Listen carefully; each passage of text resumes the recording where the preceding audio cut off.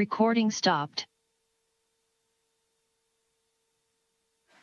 Recording in progress.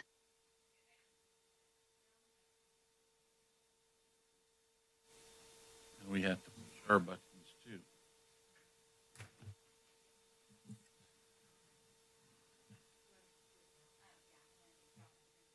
Are you good with being there? Or do you want to be? Doesn't matter either way. Well, let me know. It's kind of boy, girl, boy, girl, boy, girl.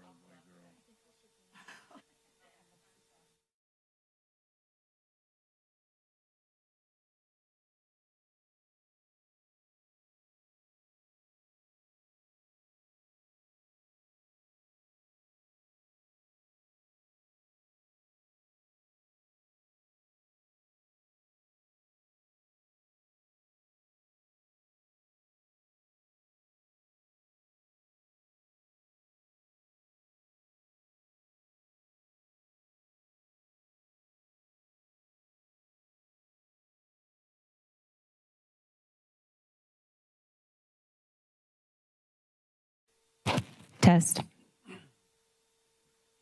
Okay, so now we're going to reconvene open session, and there's no public, I guess we need a summary of the actions from closed section.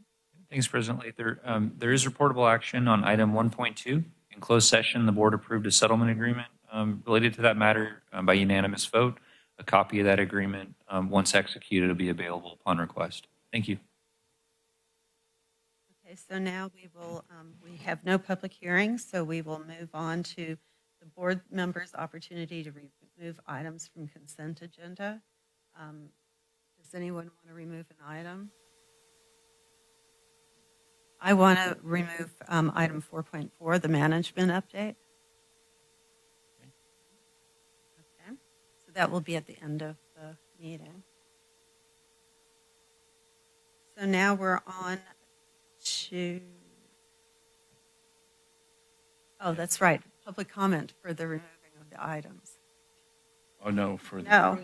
Well, any items not removed on the right, on the consent agenda, yeah. Sorry about that. Takes a while to get back into the swing of things. A little bit of a confusing meeting for me.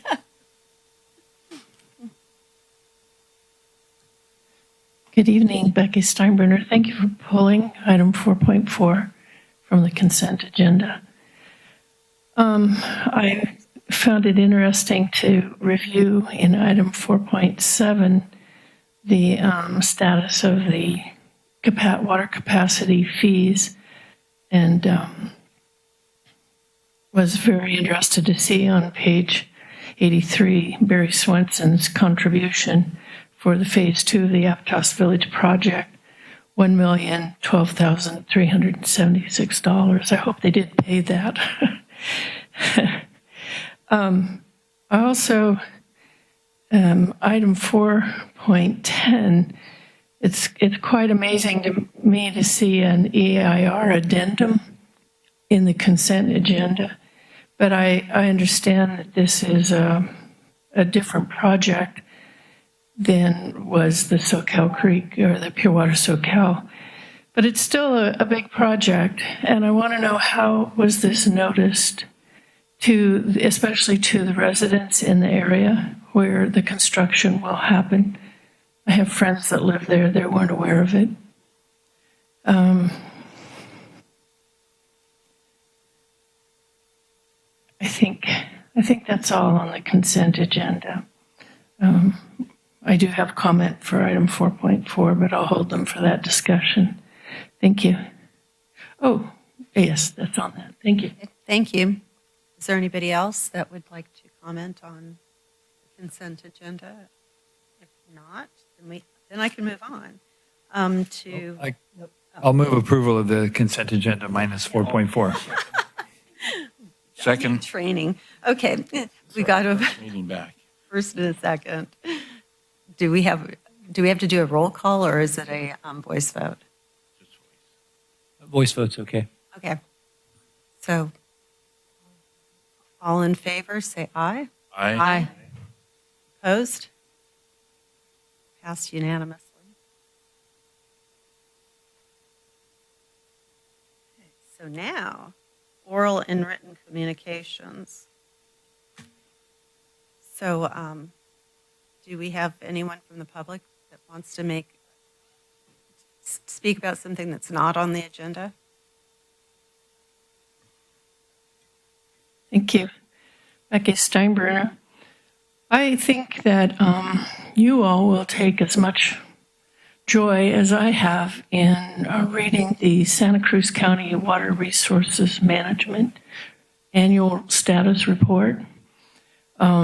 Ms. Sierra Ryan from the Santa Cruz County Water Resources Manager recently released a draft of this at the Santa Cruz County Water Advisory Commission meeting on December 4th. That's an excellent report, and I hope that you will go to that commission's website and look at it. It will be coming before the Board of Supervisors in the near future.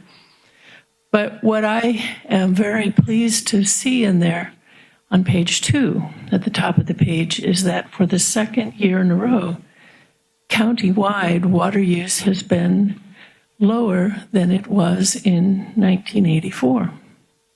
Think about that. That's a very good thing. And also another good piece of news is that our neighbors, Central Water District, reduced their consumption by 40%. That's a great piece of good news. We can all use good news. So I urge you to take a look at that report.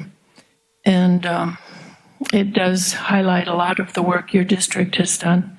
So take a look at it, please.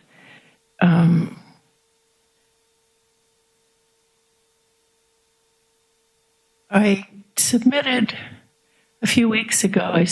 to your board a collection of environmental documents regarding the aesthetics of the Pure Water Soquel Advanced Water Treatment Facility. It was about 60 pages, and I felt it was of value because Director Jaffe had asked to create a task force, a subcommittee, to look at how that could be, the aesthetics of that could be improved. And I see that in the change orders later in the agenda tonight, there's a bill for over $12,000 for the landscaping related to that pedestrian overcrossing that came in. The reason I felt it was important for your board to review all of those documents together is because the Pure Water Soquel project has changed a lot, as you know, over the 5 years that it's been in works. But the issue of the aesthetics in that area was never really analyzed. And you can see in the documents that I provided for you, which no one from the district ever responded to, by the way, that the pedestrian bridge was never included in any of the addendums shown to the public. Thank you. Thank you.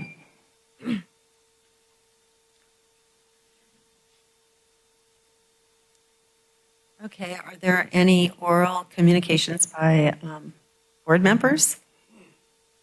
Very briefly, I attended the flood control board meeting today as part of the Board of Supervisors meeting. And while I was there, the board approved a new ordinance. It's a pilot project that regarding for the next year, any type of building or building trades, they will favor unionized workers and also local workers. And there were maybe 100 people that spoke out on it, and then the supervisors approved it. It's for a year, but it's kind of interesting to note that. And just for the flood control, we approved the yearly budget. Yaha. Thank you. Anyone else? Okay, so we will move on to reports. District Council, do you have any report? No report this evening. Thank you. Okay, so now we're to administrative business. There's no conditional or unconditional will serves. Now we're to 7.2, appointment in lieu of election and oath of office for directors LaHue and Balboni. So I'll go ahead and tee this one up. Obviously, we're very proud that we had 2 board members that ran uncontested in the fall. So this is a formality item where Josh will be swearing you in.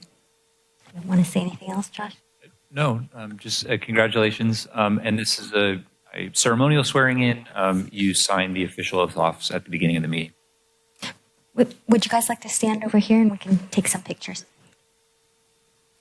Am I supposed to do public comment for this, or? Yeah, that would be a good practice. Okay. Is there public comment for this item? Okay, thank you.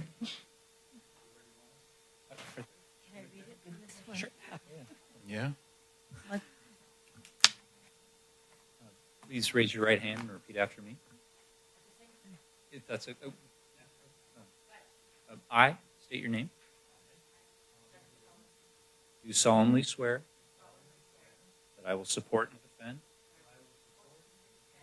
the Constitution of the United States and the Constitution of the State of California against all enemies, foreign and domestic, and that I will bear true faith and allegiance to the Constitution of the United States and the Constitution of the State of California.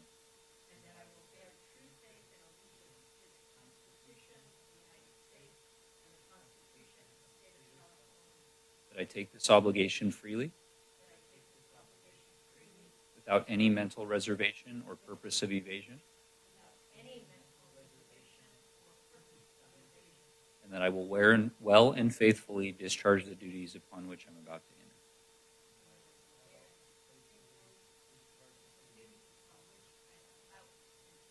Congratulations.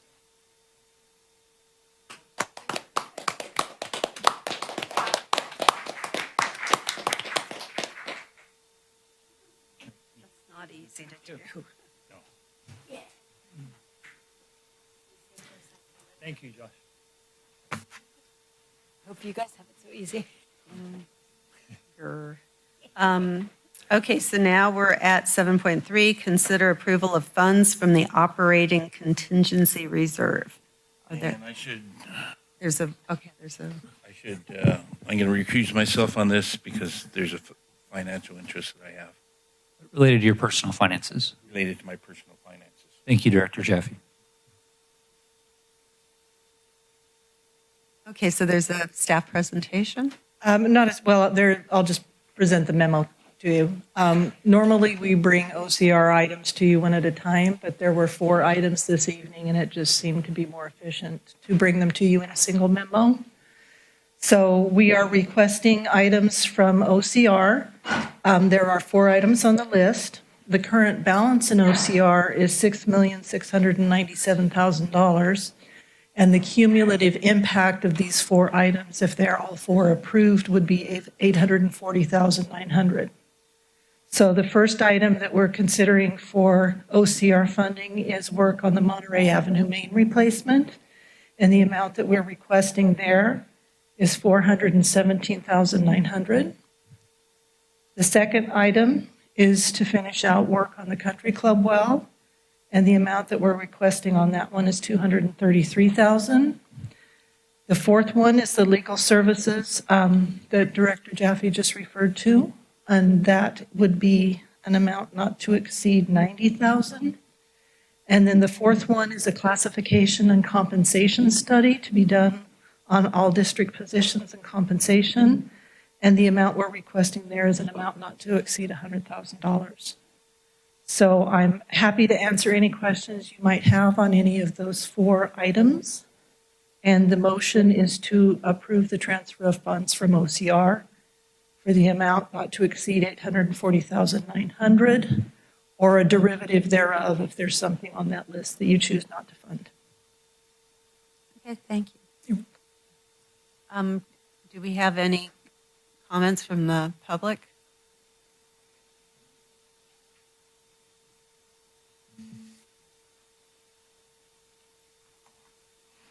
Thank you, Becky Steinbrenner. I was curious to see the $90,000 that will be that is being authorized to reimburse Director Jaffe for legal expenses with defending himself against an investigation, the Office of Inspector General. Can you tell me if that investigation has been completed? And if so, any information about it? I did a Public Records Act request when it was first on your board agenda to consider the issue. And I didn't get much information, not from you and not from the Office of Inspector General, mostly photographs. I was curious. $90,000 is a lot. And I'm also curious if the district considered a cost-benefit analysis of spending $100,000 on a consultant to define jobs within the district. And it would seem to me that your HR department would be very well qualified for doing that. They're good staff, and I'm a little surprised to see this expense. Thank you. Thank you. There's no one else from the public, so now we'll bring it to the board. Just a quick clarification on the $100,000. I think that's mainly to make sure that our wages are fair and just in comparison with other entities of similar type of employees. So, Anything else? Okay, so do we have a motion? second? We have a first and a second. Is this a roll call vote or it's off? Voice vote. It's up to the board. So all in favor, say aye. Aye. Aye. And Dr. Jaffe has abstained. And all opposed? Now that's closed. We'll go on to the next item, which is construction, development, and testing of Country Club Well Number 2, project CWO 17-0582. Accept project as complete and file a notice of completion. Wait a second. We're just going to take a moment till Dr. Jaffe comes back.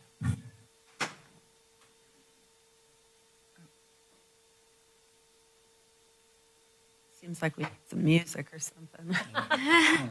Christmas week.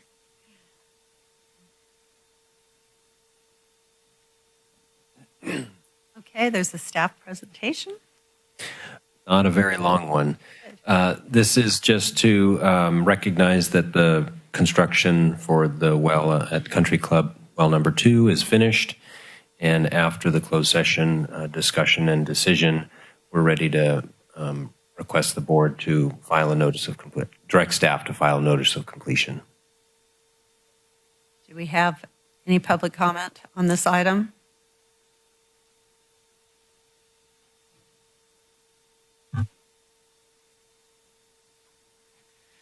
Thank you, Becky Steinbruner. I've been watching the Country Club Well for quite some time, since I learned it had such high levels of 123 TCP. And I remember when the district decided to just drill another well at basically the same site. There were members of the public that had concern about that. So I would be curious if you can please report what have been the levels of 123 TCP in the new well. Is it less or is it comparable to what the old well had? Thank you. Thank you. So we'll bring it back to the board. I don't think we have that information yet. And the plan is also to have a treatment plant if it's over a certain level so that it'll be safe. And it's also at a different level where it's screened. As an attempt to lower the TCP. I'll move that we accept it as complete. Second? We have a motion and a second. Voice vote. All in favor? Aye. Anybody against it? None? So we will move to presentation and acceptance of the annual comprehensive financial report for fiscal year 23-24. Great. We're going to have Leslie join us, and then we also have somebody that's going to be connecting online.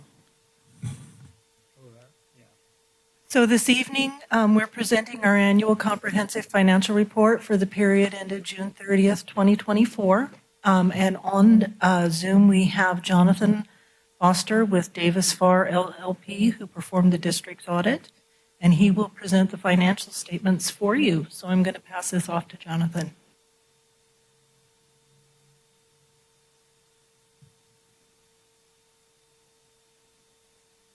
Thank you, Jonathan Leslie. Let me start sharing.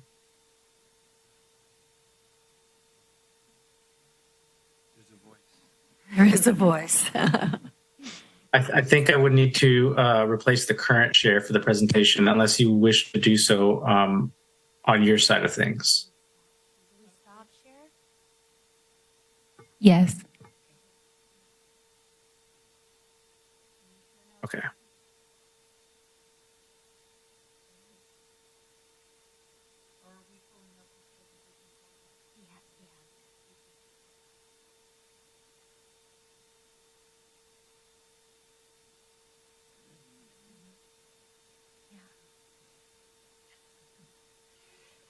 Yeah. Everyone should be able to see my screen now. Just want to confirm that. Yes. Yes. Okay, great. Well, I appreciate the opportunity to present in front of the board today. My name is Jonathan Foster. I was the partner overseeing the audit engagement. I want to start out by thanking Leslie and her team. We were out there in person, performing the audit procedures, and she was ready for the audit and quite responsive to our questions. So thank you so much, Leslie.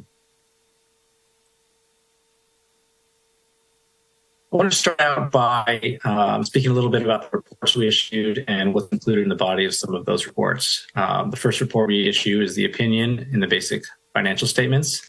This is the letter that is included within the financial statements. For this year, we issued an unmodified opinion. Now, an unmodified opinion means as auditors, we did not have to make any modifications to that report, which is actually the highest level of opinion you can receive. The second report is the report on internal control over financial reporting. In this report, there were no reportable instances of noncompliance or deficiencies noted in internal control. The last letter that we issued is a summary of audit results and includes our required audit communications to the board. And it reports on items such as significant risk identified, sensitive accounting estimates, and financial statement disclosures. I've prepared a few slides to go over some important items noted within the body of these reports. The first is within the audit opinion, and the second paragraph of that audit opinion states what our opinion is. And in our opinion, the accompanying financial statements present fairly, in all material respects, the respective financial position of Soquel Creek Water District. And I'll speak about in some future slides what material respects means. Also included within the opinion is responsibilities of management and actually responsibilities of the auditor. I've included a excerpt of the responsibility of management of the financial statements. So in our opinion, we're explicit and we state that the district's management is responsible for the preparation, fair presentation of the financial statements in accordance with accounting principles generally accepted in the United States of America. And the last part is really important. And for the design, implementation, and maintenance of internal control relevant to the preparation and fair presentation of financial statements that are free from material misstatement, whether due to fraud or error. And what this does is effectively communicate that your system of internal controls is your responsibility, and the financial statements are, in fact, your financial statements. Also in the opinion are our auditor's responsibilities. In the second slide, we'll list out in bullet points each of our explicit responsibilities. The final sentence of this paragraph does communicate we consider material, and statements are considered material if there's a substantial likelihood that individually or in the aggregate, they would influence the judgment made by a reasonable user based on the financial statements. So actually what we do as auditors, we select a very small percentage of your numbers that we use as a threshold to determine materiality, because anything over that threshold may influence a judgment made by a reasonable user. The following paragraphs in the opinion communicate our additional responsibilities as part of the audit. Now, I did underline the third bullet point, and that communicates our responsibilities or the work we do over internal control. Our responsibilities are to obtain an understanding of internal control relevant to the audit in order to design audit procedures that are appropriate in the circumstances, but not for the purpose of expressing an opinion on the effectiveness of the district's internal control. Accordingly, no such opinion is expressed. Now, as auditors, although we're out there in person, walking through your internal controls, we're using those to gather information, design our audit procedures that are appropriate in the circumstances of the audit.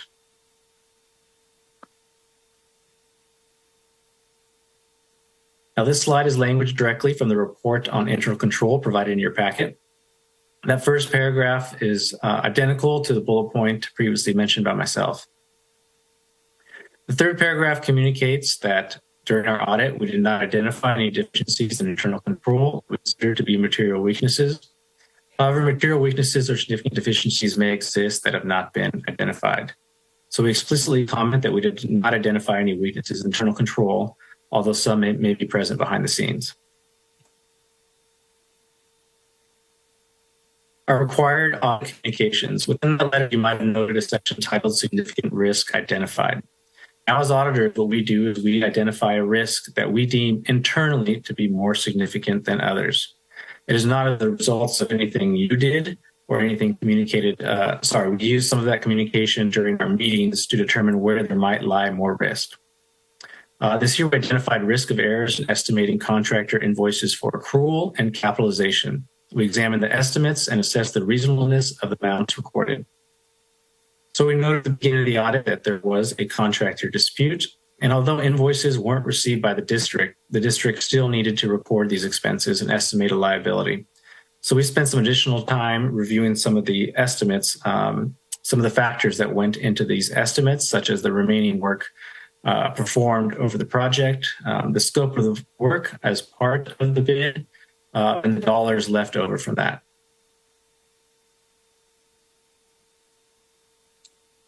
We also communicate we determined to be significant accounting estimates as part of the audit. And that is because, and I've underlined within this paragraph, the possibility of future events affecting them may differ markedly from management's current judgments. Now, we've included judgments involving the estimate of the net pension liability and net OPEB liabilities. Now, this is because these liabilities, these numbers, are actually not determined directly by the district, and they're not determined directly by the auditors. A third-party actuary is actually releasing these reports to the district, and we make sure that the information in the financial statements reflects these estimates that are put together by these third-party actuaries.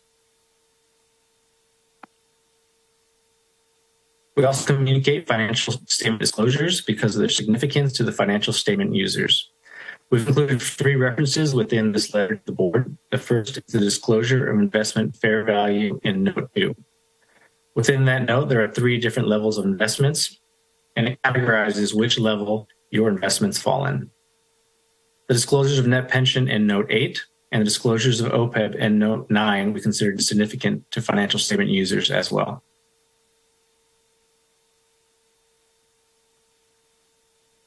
I've put together a slide, some of the areas of audit focus that as auditors we spend a significant amount of time on. The first was internal controls. Now, as I mentioned earlier, our team was out there in person, performing walkthroughs and gaining an understanding of your internal control environment. Secondly, we spend quite a bit of time over your capital assets. In addition to making sure the records are complete and accurate, we also speak with individuals outside of finance, determine the status and the nature of some of these projects that are currently under construction. So we spoke to engineers outside of finance, especially over, I think the biggest project we looked at this year was the pure water, pure water Soquel project. Pension and OPEB obligations, as I previously mentioned, we are relying on these third-party actuaries to look at the numbers that they are reporting as estimates in your financial statements. Estimated accruals is related to the significant risk identified before for the estimated contractor accruals for which invoices had not been received. Also, there is significant activity in your long-term liabilities, and we actually confirm 100% of debt with the third parties that hold this debt.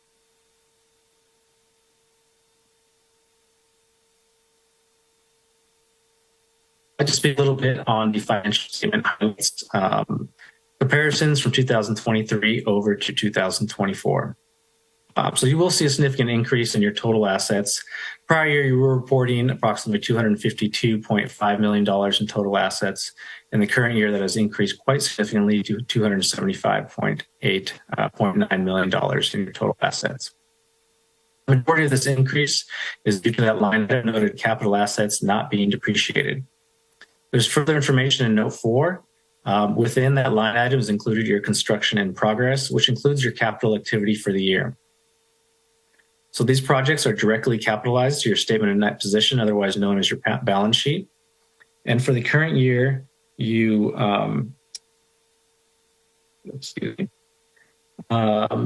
capital project activity was up quite significantly, and the main contributor was the pure water Soquel project.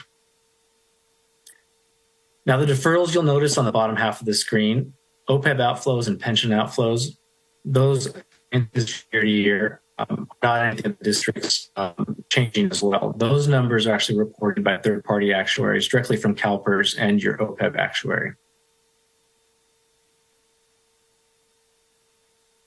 Following slide, you'll get your differences in your liabilities, deferred inflows of resources, and your changes in net position. There was a significant decrease in total liabilities as well. Now, the most significant driver of that was paying off almost $30 million, $20 million in your revolving line of credit. That, coupled with decreases in your net OPEB liability, helped decrease your liabilities from last year's reporting $112.6 million down to $87.9 million in the current year. Now, your net position, I wanted to take a moment to speak about that. Your net position has increased to $785,147,000. Now, the largest component of that net position is your net investment in capital assets. $182 million of this is actually assets in the ground or currently dedicated to these capital projects, including cash with fiscal agent, capital assets, and net of the debt involved with that. So $182 million of this total net position of $194 is actually not liquid and not to be used to pay your current obligations outside of these capital expenditures. So your net position for day-to-day operations is actually closer to that $12, $13 million mark.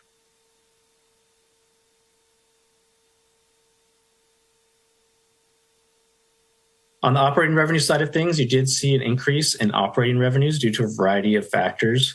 There was a rate increase that went into effect this year. And there's also a new tier structure introduced, a third tier, and the billing of the rates. Now, your operating expenses as well showed an increase from $13.6 million to $15.8 million.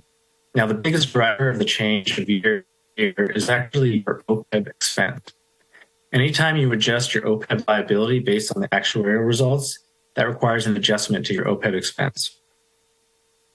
Now, in the prior year, your OPEB expense had an adjustment of approximately $1.5 million, meaning your OPEB expenses needed to be decreased, in essence, a gain. So it actually lowered your overall expenses. In the current year, your adjustment to OPEB was a decrease of those expenses of $432,000.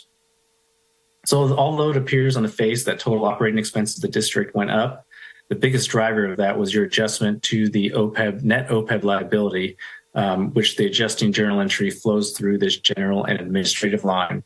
And because there's such a small adjustment in the current year, those expenses actually are more in line with actual spending of the district.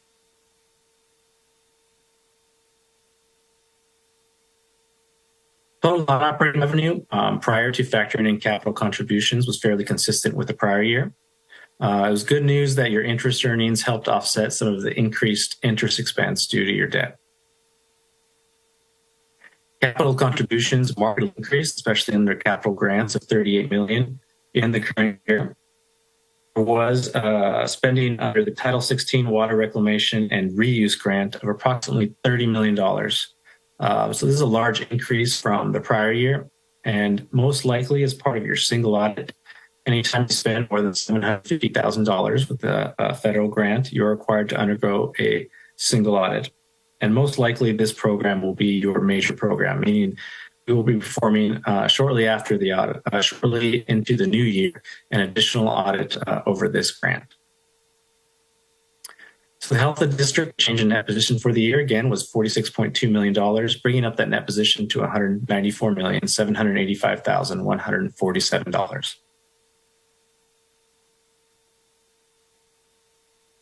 At this time, I'd like to open up to the questions the board may have.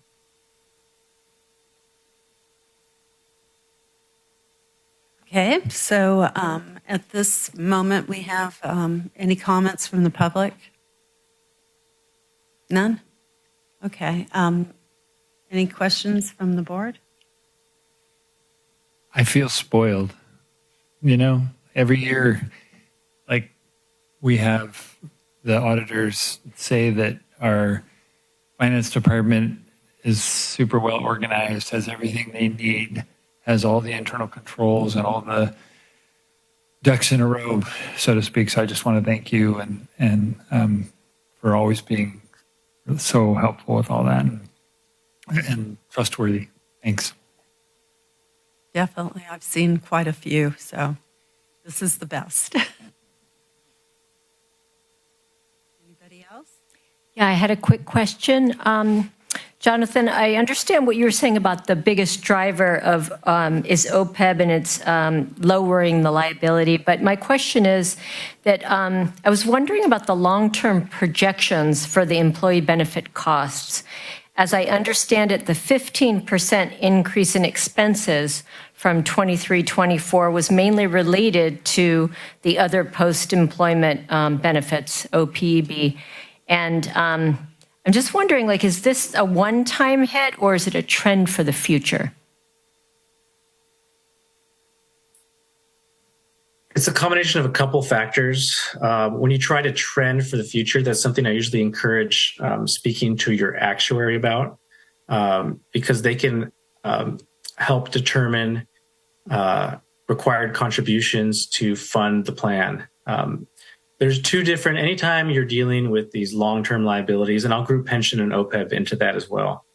There's different, the standard we're dealing with is actually an estimate for the liability. Now, this liability is a combination of not just what the actuary determines as your net OPEB liability, there's also a combination of deferred inflows and deferred outflows, which the accounting standards require you anytime there's changes in assumptions or differences in projected actual investment income. These actually get amortized over a number of years. So the numbers in the financial statements are reflective of a combination of factors. And I usually encourage boards or anybody in finance to not use these numbers for long-term planning independently. I mean, they can be a factor of it, depending on how much if to get 100% funded.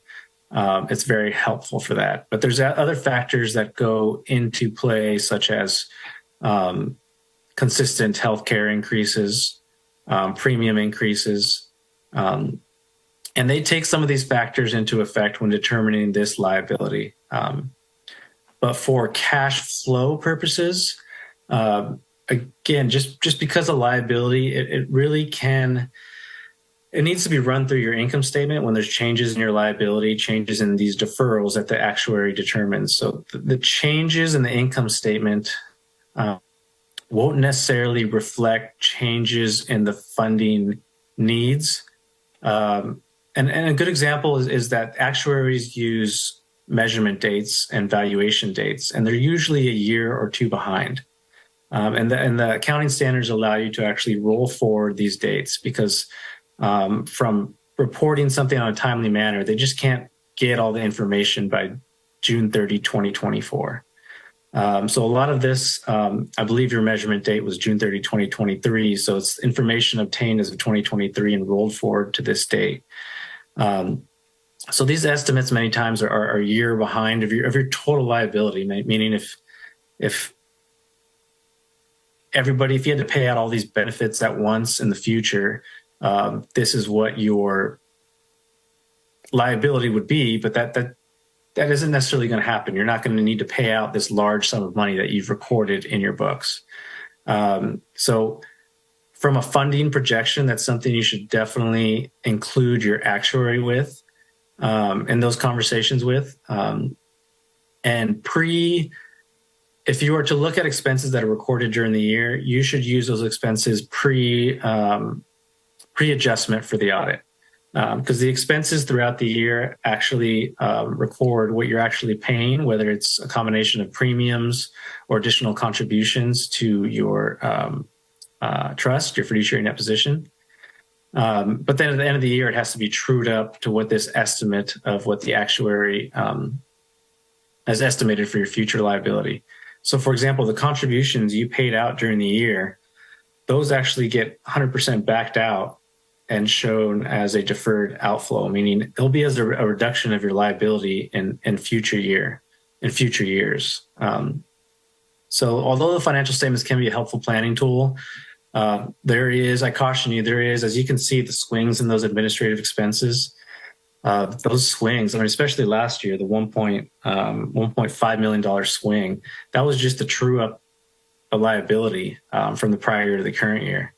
So that's why I like to communicate to the board what these biggest drivers are. So it is just one factor when you're looking at funding projections, but it should not just be used on its own to determine that your short-term funding projections or long-term for that matter. Hopefully that's helpful. There's just a lot of information that goes into these buckets.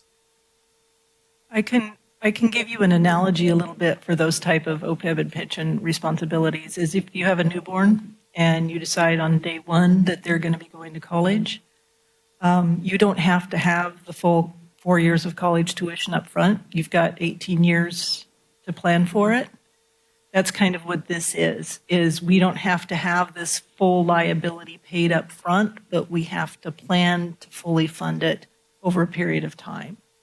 And in those 18 years, your child can decide that they want to go to an Ivy League school. Well, that's going to change your projections substantially. Or they could decide, I'm going to go to community college at 16, and that's going to change your liability expectations substantially. Plus, you're probably putting this money into some sort of fund that will earn interest over time. That's what we do. We put this money into a trust, it's set aside to fund these liabilities, and the interest we earn on that can vary wildly over a period of time as well. So all of those factors kind of come into play and can make that liability increase and decrease, and we get new employees that come on, we get employees that leave, medical premiums increase, we find different plans that are lower. There's so many different moving parts that this is always going to be a moving target.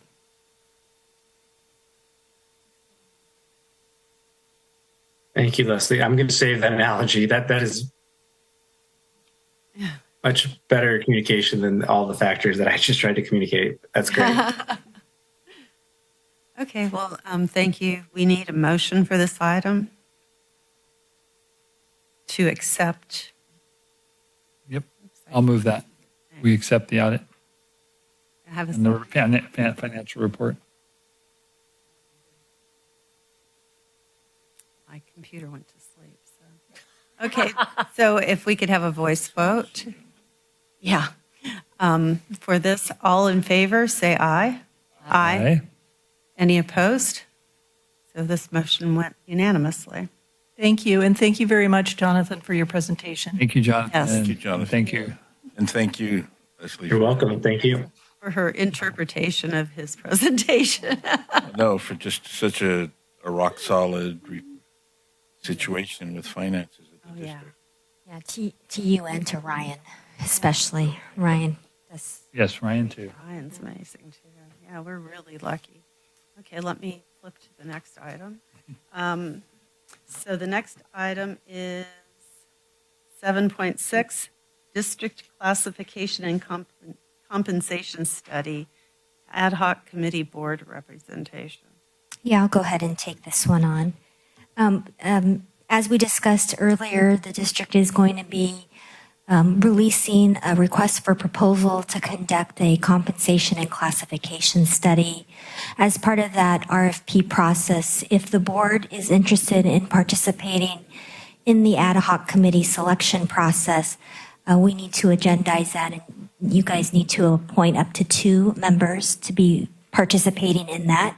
What we foresee is to have representation of different employees along with the board in the selection process. As mentioned, a compensation and classification study should be done on a periodic basis in terms of good governance and HR best management practices. So the district is going to be doing this process in 2025. Hopefully we'll be able to go through the selection process, bring a consultant online, work with them to do this study, and then wrap it up in the fall as we go into some of our negotiations with the different employee units. Public comment on this matter? None? Okay. Any questions from the board? Comments? Anybody interested? I'm A very question. interested. Yeah, I really find it interesting to go through this process, but how long does it actually take? The committee, how long would the What are you committing to? Yeah, I was just curious. The committee for this is just to select the consultant, so we foresee that once we get the proposals in, we'll convene a meeting, review that, and go through that selection process. I think this is crucially important to the health of our district, in that without employees that are engaged and involved and feel that they're fairly compensated, I think our district would not run anywhere near as well as it does now. So, and I'm willing to be on this committee. I don't know if other. And Carla, you said you were interested. I would be willing to do And it. Rochelle. Someone else. Of course, I'm interested. I know. But it's okay. Okay. Yeah, we're just trying to assess who would like to be on this. So we've got several directors that would like to be. Jennifer, your microphone She does is not. on. I'm willing. You really want to do Well, I'm interested because I've been involved in public service and been on the other end of it, and I kind of have some ideas of what to look for. But And you have the time to do this. I know you're. yeah, I know. What I want and what I have time for. Yeah, I think I would be a valuable addition, but if somebody else wants to do it really bad. I foresee the time would be to read the proposals and attend a meeting with us to select. And roughly how many meetings are we talking? It would likely be one meeting unless we decide to do interviews. We'll leave it up to the committee to decide, yeah. So Rochelle and Bruce? I'll move that Bruce and Rochelle act on this ad hoc committee. And I second. Okay, so who said it first? I think it was Jennifer. Yes. So we have a motion and a second. All in favor? Aye. Anyone against it? Nope. So we will move on. Now we're at, retirement resolution for Serrano. Serrano. Olivo. Good evening, President Lather, board members. I'm pleased to present this, my last resolution presentation in my career, possibly. So I'm really excited to actually talk a little bit about Serrano today. He has been with the district for 16 years. He's just an amazing human being, a faithful and dedicated employee, and we have a resolution to commemorate his service to the district and to send him off on his retirement on December 30th. Would you like to read it, President Lather, or would you like me to read it? I would like you to read it. Okay, thank you. I'll read the next one. All right. So whereas Serrano was hired as a temporary operations maintenance worker in March 2008, was offered the permanent position with the district on November 4th, 2008, and has served in this capacity for his full career. And whereas Serrano is retiring from the Soquel Creek Water District, serving our staff and our community for 16 years, contributing countless working hours, beautifying our district office landscape, ensuring safe and clear groundskeeping at our off-site facilities, and supporting the operations crew. And whereas Serrano is the highest example of reliability and dependability. He rarely misses work and is always busy and diligent in his tasks, being the consummate example of admirable work ethic. And whereas Serrano takes extreme pride in creating beauty through landscaping, using his instincts and resourcefulness to add touches of color and glorious greenery in his tidy and well-planned gardening spaces. And whereas Serrano is a great help to his crew, assisting with chlorine deliveries throughout the district and ensuring our facilities are well maintained to provide safe passage in and around our tank sites, pump stations, and well sites. And whereas Serrano is a friend to all, sharing a story, a warm smile, and a wave whenever you're lucky to come in contact with him around the district. And whereas Serrano wins his manager's MVP award for submitting his time card on time and correctly. And whereas Serrano has been the key to our beautiful, welcoming, neat and clean Soquel Creek Water District office for 16 years. His positive impact on the district and on our community will be felt for many years, and his warmth and kindness will be missed. Now, therefore, be it resolved by the Board of Directors of the Soquel Creek Water District that Serrano Olivo is hereby recognized for his dedicated service to the district, and we extend our sincere appreciation for his loyalty and years of service into a well-deserved retirement. So, do we have any public comment on this? No? Then we're back to the board. If you have anything to say, or we can go for a motion. He couldn't make it tonight, so. Well, we just wish him well in his retirement. Really do have appreciated the plantings around the main building. I think too bad he's not staying around for the completion of Pure Water Soquel, but it's got an inspiration for him. Are you making the motion? I'll make a motion. Do we have a second? Second. Okay, we have a motion, a second. I guess this is a voice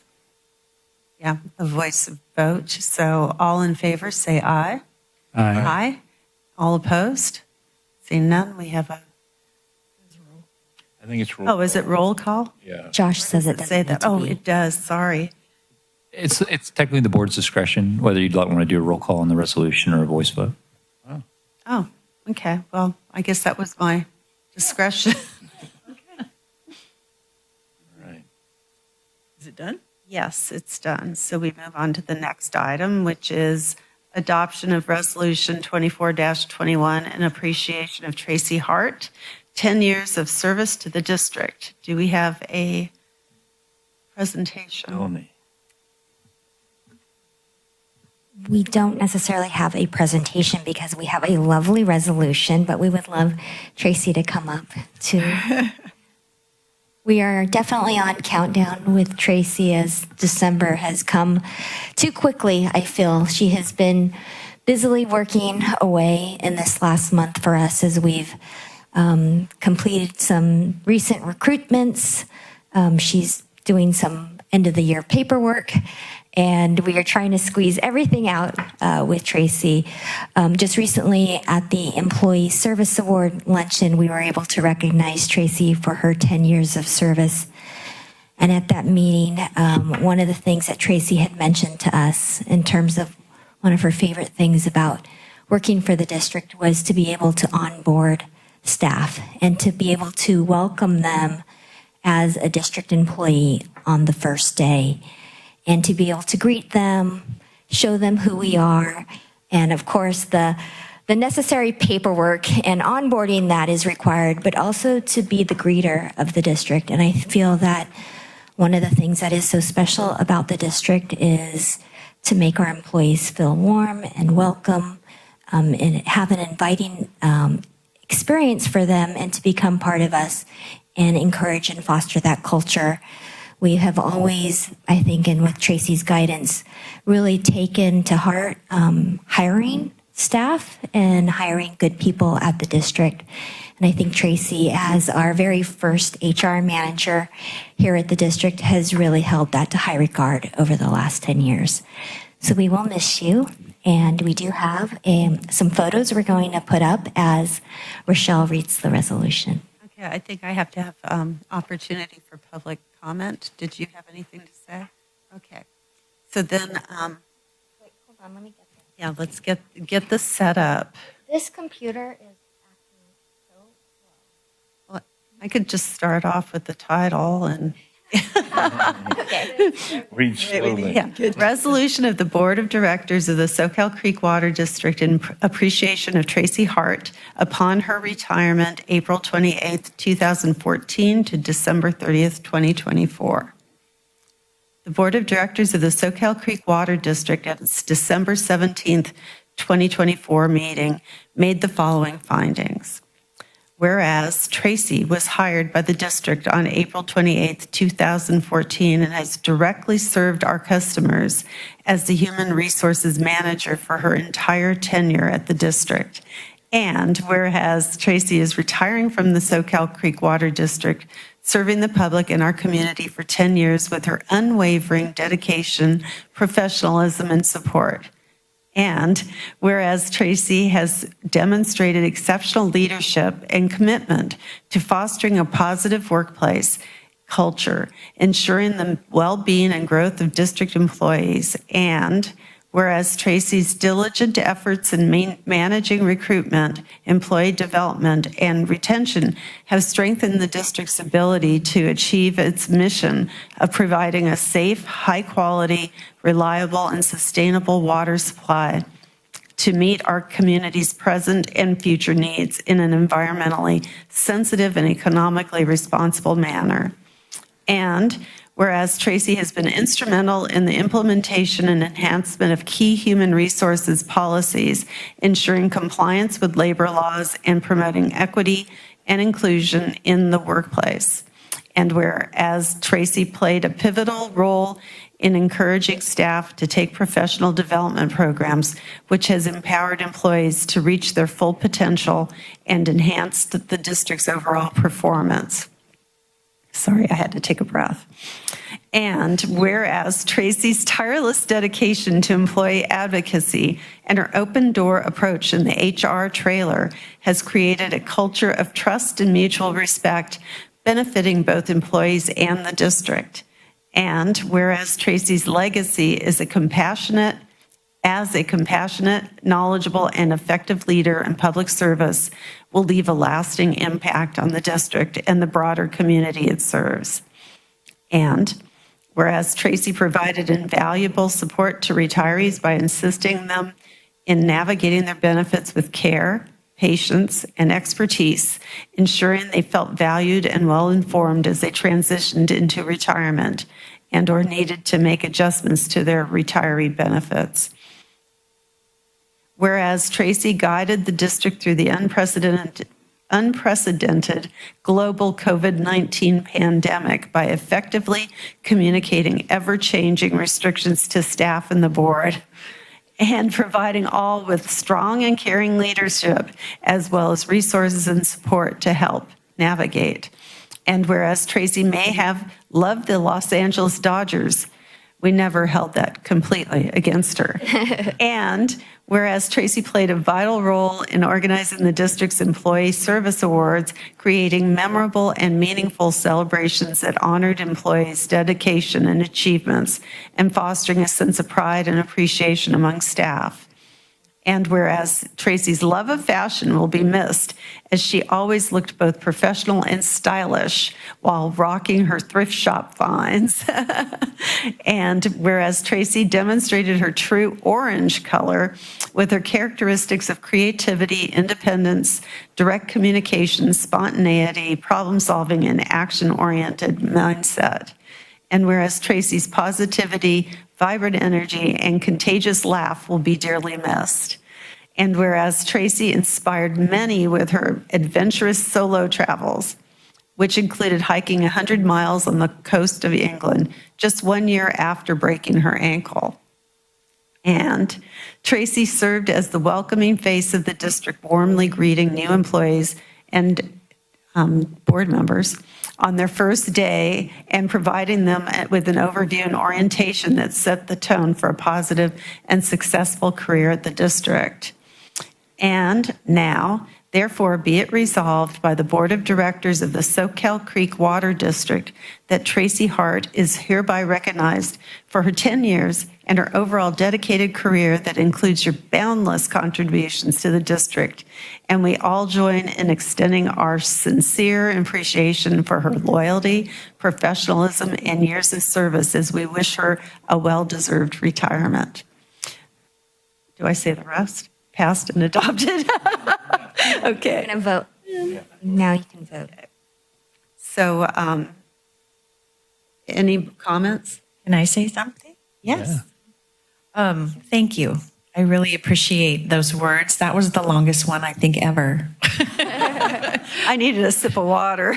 Thank you, board. I know when I mentioned that I was thinking about retiring back in the summer, letting you know that I was looking at December as my end date. I mentioned in my letter that this truly is the best board that I've ever had the good fortune to work with. I've worked with a lot of school boards in my prior school career, and I have to say, you know, it really is a joy and a pleasure to work with you and closely with you on many of the issues that we've worked on over the years. And I've just have so much appreciation and gratitude for that experience.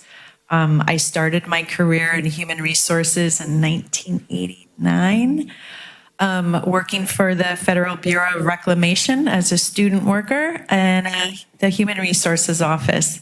And I get to end my human resources career in water with a fabulous group of people. And I couldn't be more grateful. So thank you for the kind words. Well, just you basically created our human resources department, and so that's going to continue on, and I hope it remains as warm and helpful and thoughtful and just efficient as you made it. So you set us off on the right foot. Thank you very much. I would just like to say, too, I really do appreciate you're really effective. I got to experience the welcome into the Soquel Creek Water District. You were one of the first people that I talked to, and it just really, really helped me not be overwhelmed. So I really appreciate it. I've watched over the last 10 years, our time in the district, it's just not the same. And just your effective and professionalism is really apparent to everybody. Thank you. Thank you, Tracy, and we wish you so much luck in your future endeavors. Yeah. Yes. Yeah. You may be seated. I'm going to move approval of the motion. Second. Okay, We have a motion and second. I guess I'll do the roll call vote this time. Can roll call vote, please? Director Balboni. Aye. Vice President LaHue. Aye. Director Jaffe. Director Christensen. Aye. And President Lather. Aye. So the motion passes. And now we're to item 4.4, management update.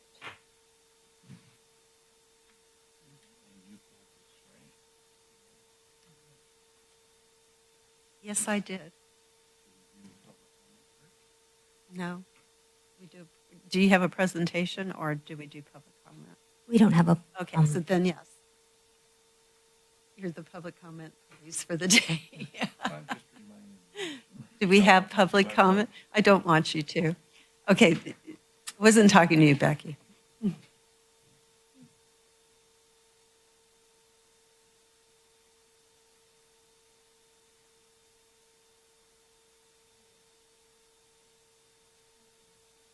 On.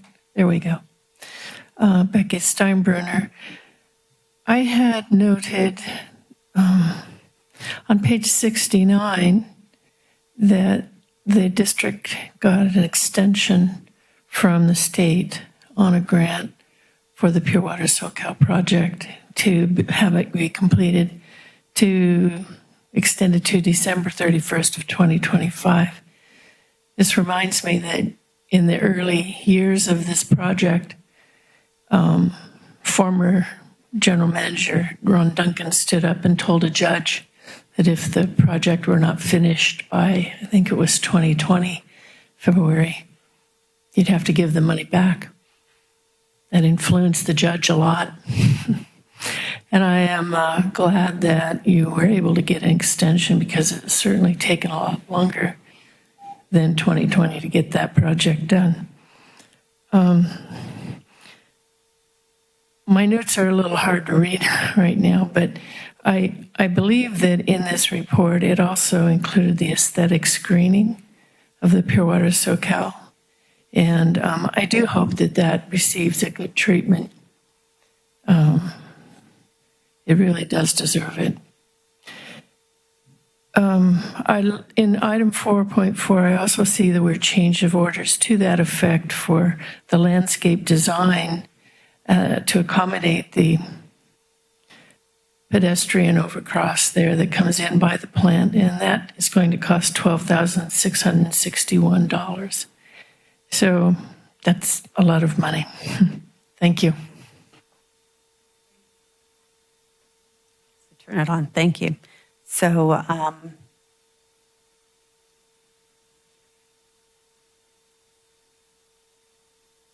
I supposed to ask a question? Do I need to ask a question? Okay.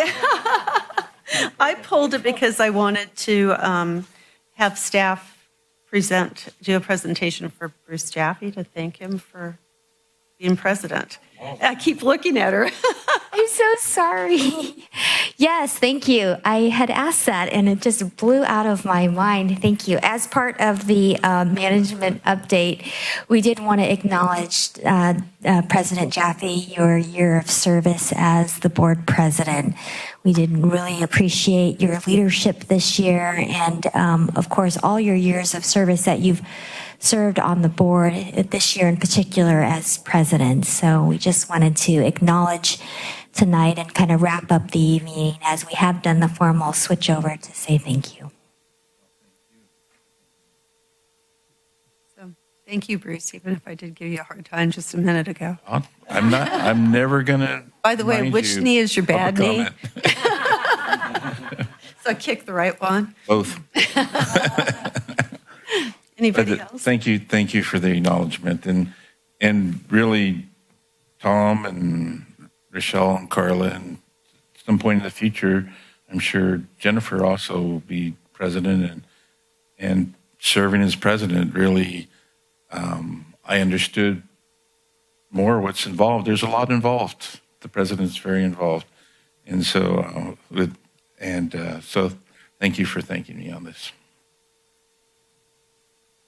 Okay, there's no motion required, so we will adjourn the meeting. It sounded like a question, but did I forget?